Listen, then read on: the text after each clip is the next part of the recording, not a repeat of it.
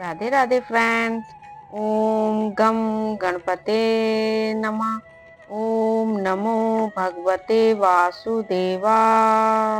श्री राधे राधे। आप सभी भक्तजनों का इस नई वीडियो में स्वागत है। श्री गीता ज्ञान 5वें अध्याय के आरंभ में अर्जुन ने भगवान से कर्म संन्यास तथा कर्म योग इन दोनों में से कौन सा साधन निश्चित रूप से कल्याणकारी है, यह जानने की प्रार्थना की। तब भगवान ने दोनों साधनों को कल्याणकारी बताया और फल में दोनों समान हैं। फिर भी साधन में सुगमता होने से कर्म संन्यास की अपेक्षा कर्म योग की श्रेष्ठता सिद्ध की है। बाद में उन दोनों साधनों का स्वरूप, उनकी विधि और उनका फल अच्छी तरह से समझाया। इसके उपरांत उन दोनों के लिए अति उपयोगी और मुख्य उपाय समझकर संक्षेप में ध्यान योग का भी वर्णन किया।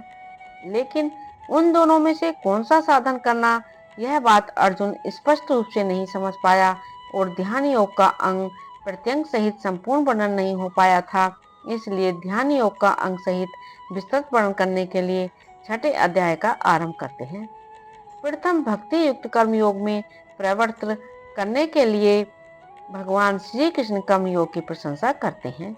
श्री भगवान बोले, जो पुरुष कर्म फल का आश्रय लेकर करने योग्य कर्म करता है वह सन्यासी तथा योगी है, और केवल अग्नि का त्याग करने वाला सन्यासी नहीं है तथा केवल क्रियाओं का त्याग करने वाला योगी नहीं है।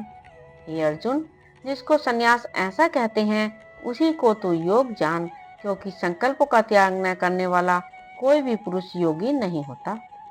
योग में आरूढ़ होने की इच्छा वाले मननशील पुरुष के लिए योग की प्राप्ति में निष्काम भाव से कम करना ही हेतु कहा जाता है, और योगारूढ़ हो जाने पर उस योगारूढ़ पुरुष का जो सर्व संकल्पों का अभाव है वही कल्याण में हेतु कहा जाता है।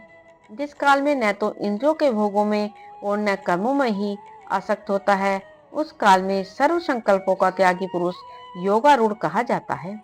अपने द्वारा अपना संसार समुद्र से उद्धार करें और अपने को अधोगति में न डालें, क्योंकि यह मनुष्य आप ही तो अपना मित्र है और आप ही अपना शत्रु है। जिस जीवात्मा द्वारा मन और इंद्रियों सहित शरीर जीता हुआ है उस जीवात्मा का तो वह आप ही मित्र है, और जिसके द्वारा मन तथा इंद्रियों सहित शरीर नहीं जीता गया है उसके लिए वह आप ही शत्रु के सदर शत्रुता में वर्तता है।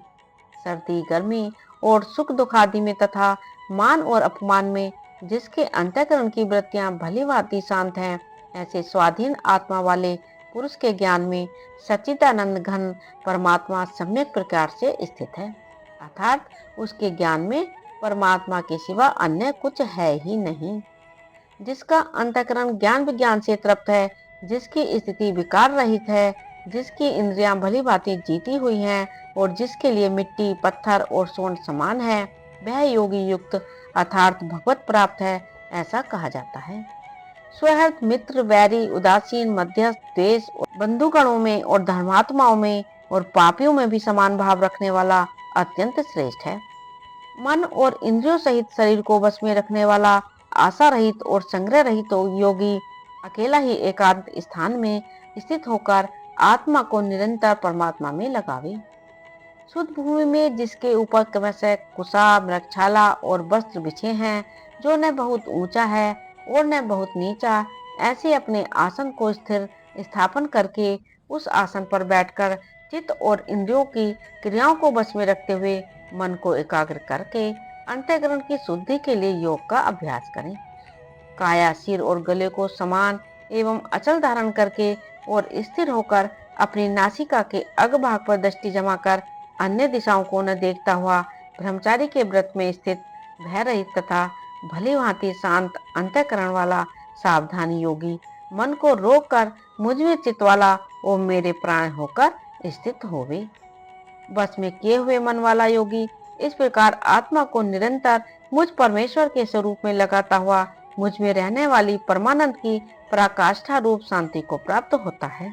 हे अर्जुन, यह योग न तो बहुत खाने वाले का, न बिल्कुल खाने वाले का, न बहुत चयन करने के स्वभाव वाले का और न सदा जागने वाले का ही सिद्ध होता है।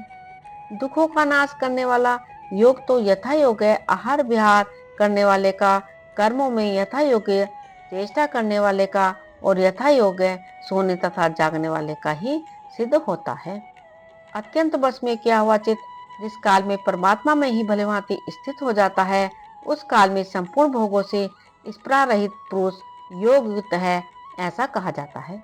जिस प्रकार वायु रहित स्थान में स्थित दीपक चलायमान नहीं होता, वैसे ही उपमा परमात्मा के ध्यान में लगे हुए योगी के जीते हुए चित्त की कही गई है। योग के अभ्यास से निरुद्ध चित्त जिस अवस्था में उपराम हो जाता है और जिस अवस्था में परमात्मा के ध्यान से शुद्ध हुई सूक्ष्म बुद्धि द्वारा परमात्मा को साक्षात करता हुआ सच्चिदानंद घन परमात्मा में ही संतुष्ट रहता है, इंद्रियों से अतीत केवल सूक्ष्म बुद्धि द्वारा ग्रहण करने योग्य जो अनंत आनंद है, उसको जिस अवस्था में अनुभव करता है और जिस अवस्था में स्थित यह योगी परमात्मा के स्वरूप से विचलित होता ही नहीं, परमात्मा की प्राप्ति रूप इस लाभ को प्राप्त होकर उससे अधिक दूसरा कुछ भी लाभ नहीं मानता और परमात्मा प्राप्ति रूप जिस अवस्था में स्थित योगी बड़े भारी दुख से भी चलायमान नहीं होता, जो दुख रूप संसार के संयोग से रहित है तथा जिसका नाम योग है, उसको जानना चाहिए। वह योग न उगताए हुए अर्थात धैर्य और उत्साह युक्त चित्त से निश्चय पूर्वक करना कर्तव्य है। श्री राधे राधे। ओम नमो भगवते वासुदेवाय। यदि आपने इस चैनल को अभी तक सब्सक्राइब नहीं किया है तो प्लीज सब्सक्राइब करें। प्लीज प्लीज ज्यादा से ज्यादा शेयर करें, लाइक करें, कमेंट करें। श्री राधे राधे। धन्यवाद।